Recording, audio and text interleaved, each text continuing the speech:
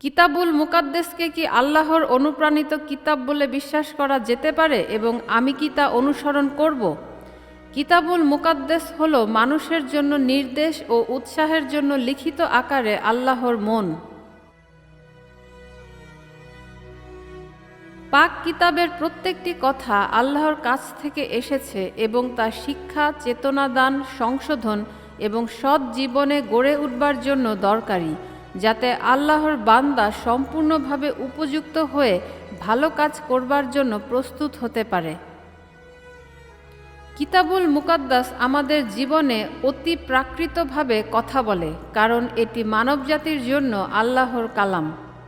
আল্লাহর কালাম জীবন্ত ও কার্যকর এবং দুদিকেই ধার আছে এমন ছোড়ার চেয়েও ধারালো।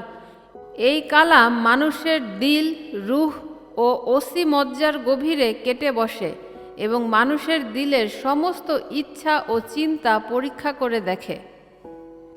কিতাবুল মুকাদ্দাস আমাদের সাহায্য করে, নির্দেশিকা দেয়, সান্ত্বনা দেয়, নির্দেশ দেয় এবং দোষী সাব্যস্ত করে, কারণ এটি এসেছে একজন প্রেমময় এবং নিখুঁত বেহেশতি পিতার কাছ থেকে।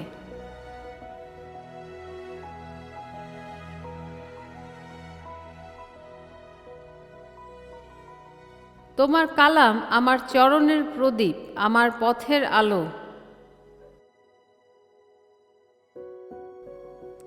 সেই জন্য বলি, যে কেউ আমার এই সমস্ত কথা শোনে তা পালন করে, সে এমন একজন বুদ্ধিমান লোকের মতো যে পাথরের উপরে তার ঘর তৈরি করল।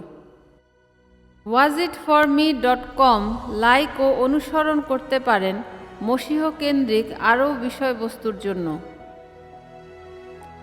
wazitforme.com শেয়ার করুন, কারণ এই দুনিয়ার জন্য ঈসাকেই দরকার।